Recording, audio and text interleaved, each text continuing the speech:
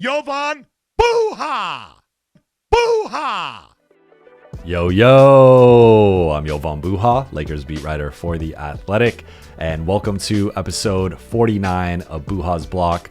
On today's episode, we're going to be covering the Lakers schedule, which just released today, this afternoon, and then touching on a little bit of Team USA and LeBron and AD's performances, what it means for them and their status in the league, what it means for the Lakers, what it should mean for the Lakers in terms of how they build this roster and how aggressive they are in trying to improve it. We got a lot to touch on, so let's get into it. Before we get started, a quick reminder that for those watching on YouTube, please be sure to hit that subscribe button, turn on notifications, and like and comment on this video if you enjoy it. And for those listening on Apple Podcasts, Spotify, and your podcast platform of choice, please be sure to follow, download, and leave a 5-star review. All right, so the Lakers schedule released Thursday afternoon at 12 p.m. Pacific, and I have it here for you guys. For those watching on YouTube, I'm throwing it up here on the screen for you. Lakers play 82 games, 41 home, 41 away. And it's obviously subject to change depending on the NBA Cup and what happens in the quarterfinals, semifinals, finals, etc. Some notes for the Lakers schedule, though. Only 13 back-to-backs this season, which is fewer than they had last season. They had 15 last season. So you're already seeing the effect of the LA Clippers not sharing the building with the Lakers and the Lakers having a bit more flexibility in terms of making their schedule. Just not having another tenant in the building is allowing the Lakers to better pace and space out their schedule. And so it's a lot more every other day rather than back-to-backs and 3 and 4 night type stretches. The Lakers have 5 road trips that are 4+ games. They have 4 homestands that are 4+ games. And the toughest stretch by far is their mid-March road trip, which includes games at Boston and a back-to-back in Milwaukee and Denver to close it out. That's like as tough as it gets in terms of a road trip. But really, if you look at their late February through late March schedule, it's about as tough of a month as I can remember a team having, but I will get into that a little bit later. It's worth noting that as of now, the Lakers play 8 West teams 4 times: Denver, Phoenix, Golden State, the Clippers, Sacramento, San Antonio, Utah, and Portland. And that's pretty favorable for LA.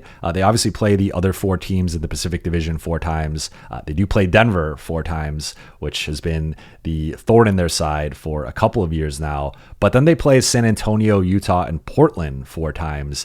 And those are the 3 worst teams in the West on paper. I think San Antonio will be better with Victor Wembanyama continuing to grow and develop and become the monster alien unicorn that he is. They also added Chris Paul, so they could be more competitive this year. I think they will be more competitive this year. I think they will be pushing for potentially the number 10 spot in the play-in tournament. But Utah and Portland are definitely the 2 worst teams in the West. They are going to be 2 of the worst teams in the league. And San Antonio, while I think they will be better, I still think there's a bit of a gap there between them and, say, a team like a Houston, a Golden State, a Sacramento, whoever else you want to put in that bottom of the West type conversation. Then the Lakers play these 6 teams only 3 times: Oklahoma City, Minnesota, Dallas, Houston, Memphis, and New Orleans. And I think this is very notable just because Oklahoma City, Minnesota, and Dallas are 3 of the 4 best teams in the West. I think you can make a case they are the 3 best teams in the West, and the Lakers catch a break by only playing them 3 times. And Houston, Memphis, and New Orleans are also pretty good. Those are 3 teams that could be playoff teams, should at least be in the play-in mix at a minimum. So LA only playing 3 of the top 4 teams in the West 3 times is a bit of a break, as much of a break as is possible in the Western Conference. They play Oklahoma City once at home and twice on the road, Minnesota twice at home, once on the road, and Dallas once at home and twice on the road. So OKC and Dallas, those are 2 games on the road compared to 1 at home. So those matchups are going to be a little bit tougher. But overall, I think LA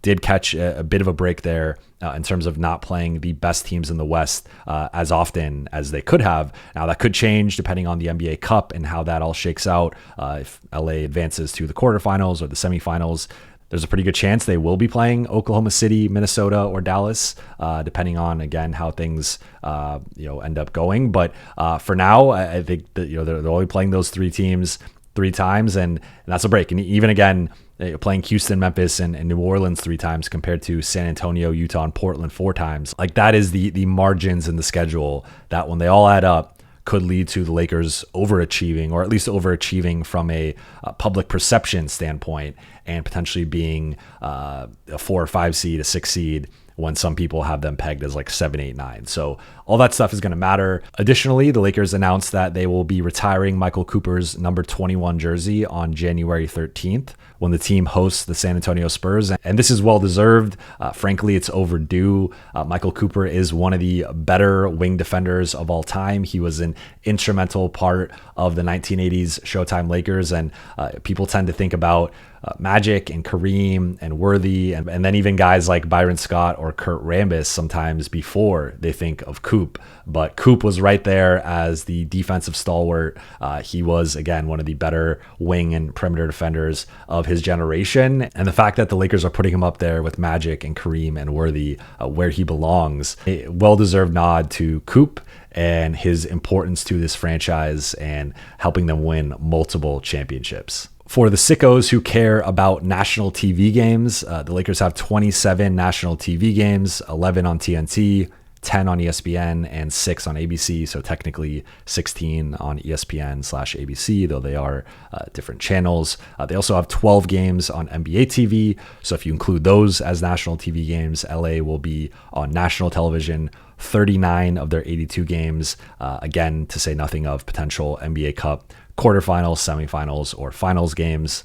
And then one of my favorite things to do is look at the first 10 games and try to predict the record to start the season. The opening 10 games are always interesting because it sets the tone for the season. And LA has had some pretty tough opening slates over the last few years. And sometimes I feel like it's almost intentional, where the league benefits from LA getting off to a slow start, and then that's leading national TV shows and podcasts and whatnot. But this opening slate here, so they have a 3-game homestand to open things up against Minnesota, Phoenix, and Sacramento. It is a back-to-back against Phoenix and Sacramento, and I saw a lot of fans were complaining about that on Twitter. I get it. I totally get it. It's not ideal to have a back-to-back in your second and third games.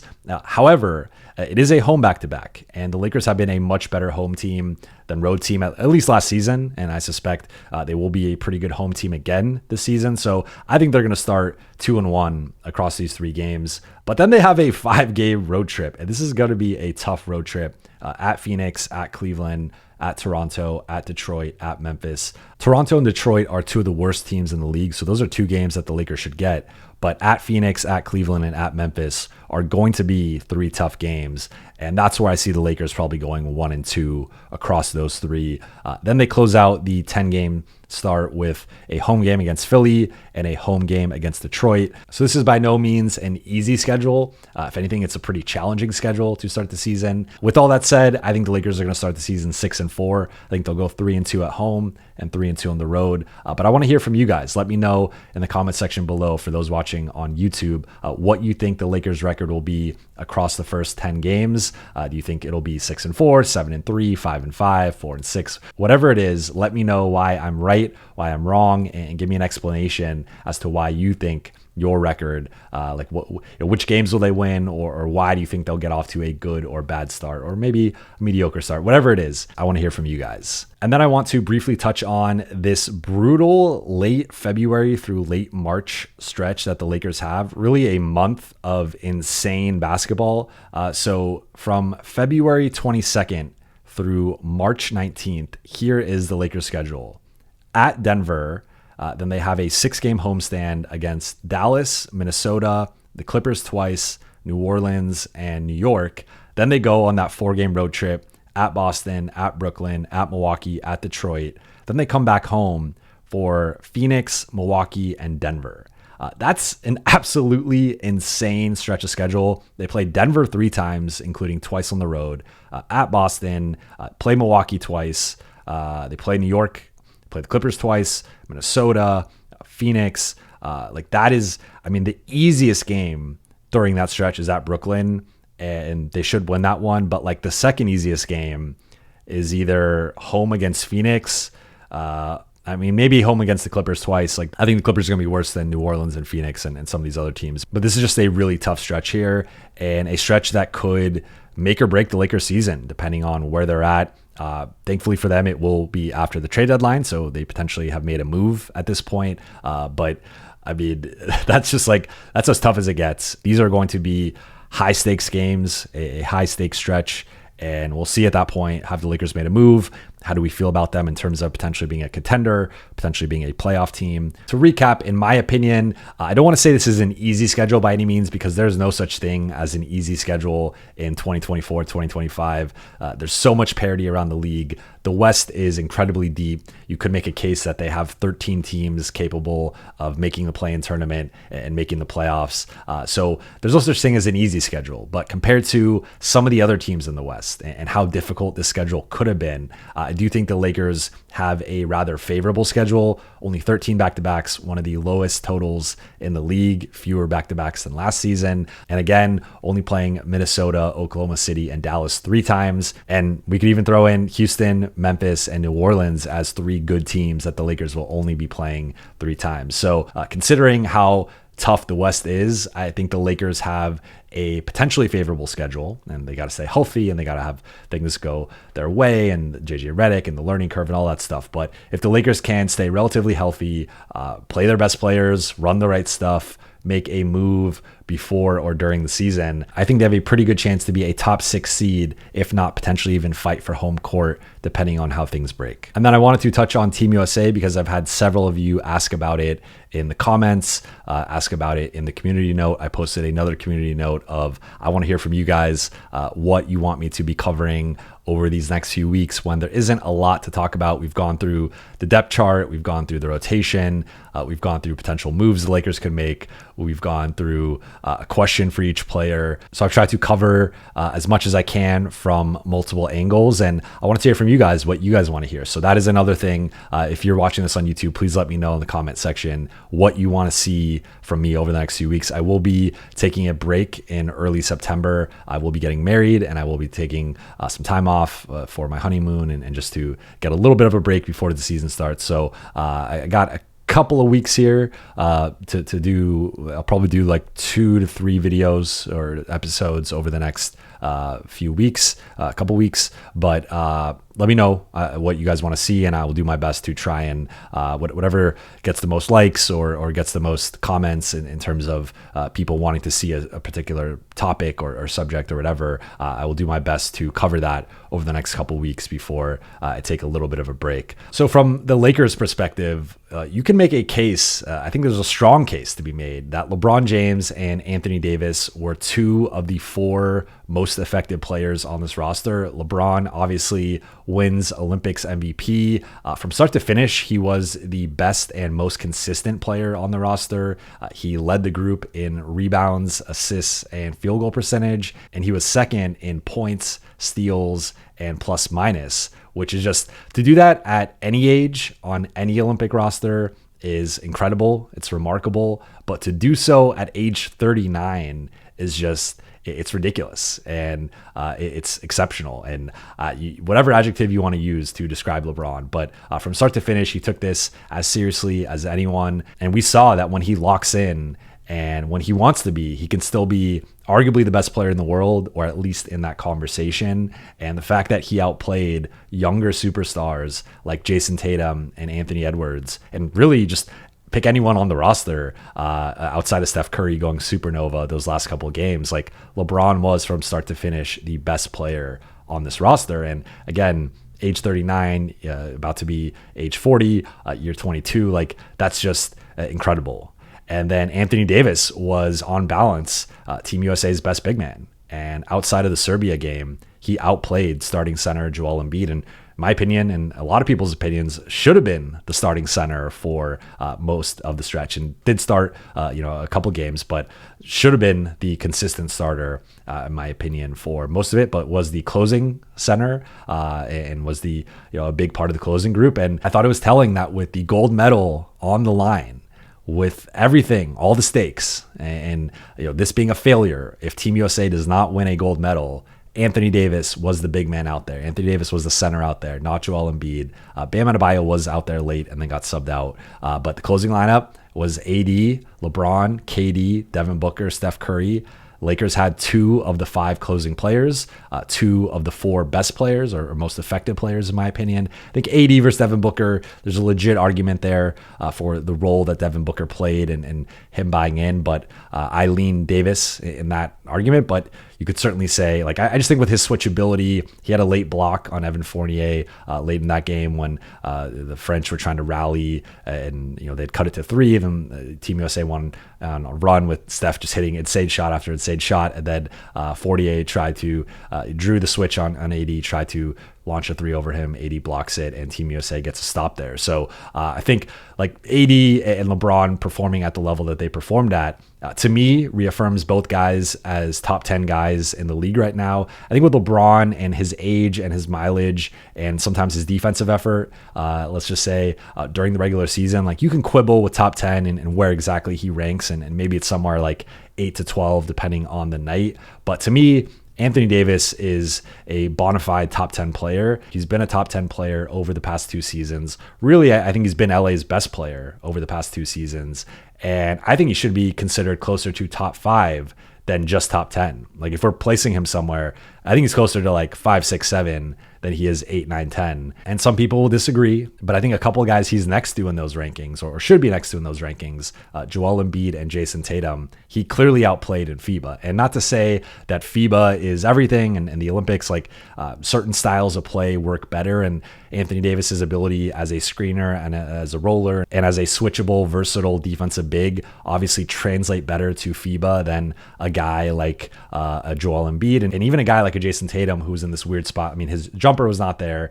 The stat has gone viral now, like 0 for 16 on jumpers in exhibition play and during the tournament, but really just like didn't have a place on this roster because he wasn't as effective as guys like LeBron and KD and Devin Booker. So if anything, he could have maybe played some more big man, some more 4 and some more 5, but wasn't as good as like an AD, a Bam, or even an Embiid in a lot of those things. So Jason Tatum was kind of in no man's land in terms of his role on this roster, but Anthony Davis outplayed like Bam. I think actually, there were stretches there where it was close or Bam was even the better player. So I don't want to undersell how good of a tournament Bam had, but really for me, it was between AD and Embiid outside of the Serbia game when Embiid had his moment, and we know the history there with him and Jokic and like just all that went into that and how much that meant to Embiid. But that aside, AD was better than Embiid head to head for basically the entire stretch of Team USA. And again, when we're ranking players, we're looking at a lot of things. We're looking at their stats, we're looking at team success, we're looking at on-off numbers, we're looking at advanced metrics, and those guys have performed better than AD over the last couple of years and really for the last multiple years. So I'm not trying to say AD is better than Embiid or better than Tatum, but I think with this collection of talent that came together, AD was one of the most impressive guys, one of the best guys, and I think that says something to AD and people underrating him just in general. And I think LeBron and AD being top 10 guys should be a wake-up call for the Lakers. And this is the big point for me from Team USA, because all that stuff is nice. And yes, it's winning Olympics MVP, another gold medal for LeBron, doing what he did on that stage with those stakes, like that's another notch, another achievement for him in the GOAT debate and just overall with his career. And just, we've never seen someone play like this at age 39, this deep into their career. And with AD, again, if you're the Lakers, it's nice to see him outplay Joel Embiid, but that's in a FIBA setting, does not necessarily translate to the NBA in NBA games and the regular season playoffs, etc. But the biggest thing for me is LeBron and AD are still worth investing in. And it's been clear, I think going back to the 2022-23 season, when they were given a competent supporting cast, they went on that run to close the regular season. They made the Western Conference Finals. Last season, when they were relatively healthy and the lineups made sense, they won the inaugural in-season tournament, and they closed the season 22-10 after Rui Hachimura was inserted into the starting lineup, and the starting lineup made sense. The right guys were starting, the right lineups were being played, and you saw the way they closed the season, but it was too little too late as the damage had been done. They had that 3-10 stretch in December, and they finished as the 8 seed. They played their way into the 7 seed in the play-in tournament, and then they lost to Denver in 5 games, though they did lead that series for over 70% of the series and had a couple of game-winning daggers hit on them by Jamal Murray. So there were some clear highs last year. LeBron and AD were both healthy. They were both All-NBA guys and both borderline top 10 guys. I think AD was firmly in the top 10, and then I think LeBron, you could quibble again somewhere in the 8 to 12 range, but they've shown that they are an elite duo, arguably the best duo in the league. I think you could throw Nikola Jokic and Jamal Murray in that conversation, Jason Tatum and Jaylen Brown, and Kevin Durant and Devin Booker. I say all this to say, if you're the Lakers, I don't know how you look at this stretch that they have really had for a year and a half now of looking like a really good group, a really good team when healthy, when optimized, and not try to invest and do everything you can in your power to make this roster better, ideally sooner than later, but certainly before the February 6th trade deadline. So I think it's on the Lakers now to hold up their end of the bargain. LeBron and AD have held up their end. They have performed like top 10 guys. They have remained healthy. And as we saw, again, 2 seasons ago, made the conference finals. Last season, looking like a 50-plus win team when healthy and optimized, and leading the Denver series for a majority of it, but just not quite being able to get over the hump because of the lack of top-end depth on that roster. And now both playing instrumental roles on the Olympic team, winning a gold medal. It's right there, and it's a fleeting window. It might be only another year or two with these two guys playing at this level and being healthy and available, if they are even healthy or available. Who knows? But I just think it's better to address the roster sooner or later. Looking at ways the Lakers can apply Team USA stuff to the actual roster, it's tough, obviously, right? Because LeBron is not going to be running 2-man game with Steph Curry. He's not going to be finding Joel Embiid and Devin Booker with behind-the-back passes on back cuts in the half court. Anthony Davis is not going to be tag teaming teams with Bam Adebayo off the bench. He's not going to be this glorified screener and roller and second chance merchant and switchable rim protector. He'll do that obviously with the Lakers, the defensive stuff, but having that guy on the back line and Bam, that was really valuable for him. And I think a couple of things the Lakers can take from this, trying to optimize the roster in the short term with the current talent, and then trying to build it out longer term. With LeBron, obviously trying to put as much shooting as possible around him, and the Lakers are going to have a refined, revamped 5-out attack that focuses more on cutting and screening off the ball. And if they can unlock D'Angelo Russell and Austin Reeves and Dalton Knecht and Max Christie and Rui Hachimura as cutters and off-ball shooters and movement shooters, and get some of those guys improving in some of those areas, you can see LeBron operating from the block and the elbow and above the arc and finding guys on cuts and pin-in flares and pin downs and different things that create open shots for these guys. And obviously it's not going to be the same as Steph Curry and Devin Booker and Kevin Durant flying around screens and back cutting and whatnot. But I think the Lakers can get more creative and just find new ways to use their offensive pieces around LeBron and AD and really just leverage LeBron's generational passing. And then with Anthony Davis, I think he looked much better with another big man. And that's something that we've known for a while. Obviously, Bam, he started hitting threes in FIBA, which was a new thing for him, his shot looked better than it has in Miami. And those two guys can just really do anything defensively. So you could play with AD defending screens and Bam as the low guy, protecting the rim, or vice versa. And it's going to be tough to find a guy like that. It just doesn't really exist outside of Bam. Like Draymond, I guess, what would be another candidate. But with that kind of understanding, though, I think the Lakers should play some more 2 big lineups next season. And this is where ideally they have a better defensive-minded center and a guy that could play next to AD for 15, 20 minutes a night. With the current roster, it's probably got to be Christian Wood and maybe some Jackson Hayes, though I think you run into some spacing concerns with Hayes and AD, where it almost forces AD to become a floor spacer, a jump shooter, and you obviously want him playing closer to the block and diving and rolling and stuff. Whereas Christian Wood can be that floor spacer if he improves his 3-point shooting. So I think, though, just playing with more collective size, and if it's LeBron at the 3, Rui at the 3, Vando at the 3, alongside AD and Wood, AD and Hayes, all of a sudden you've got 3 6'9" and above guys, 6'8" and above guys, shrinking the floor for opposing offenses, corralling the defensive glass, controlling the defensive glass, protecting the rim. And even if some of those guys, especially Wood and Hayes, are not plus defenders or plus rim protectors. Just having that size and helping AD out and making his life easier, I think could be crucial next season. So those are a couple of things I think LA can do in the short term. Longer term, I think they need to clearly still add a better two-way wing and a better defensive-minded big. Maybe the most realistic outcome here is just adding another starting caliber big that can space the floor and incredibly protect the rim, or at least be somewhat of a defensive deterrent. And you slide AD to the 4 and LeBron down to the 3, and then you just play with more size, and maybe you don't have the technical skill defensively. It's still going to be a lot on AD, but the collective size and rebounding and athleticism allows you to make up for some of the gaps in your defense. And so again, my biggest takeaway from Team USA is LeBron and AD are still both top 10 players or in that conversation, and they're worth investing in, and the Lakers should invest in them. It is a dereliction of their duty to not invest in them. Give up the picks.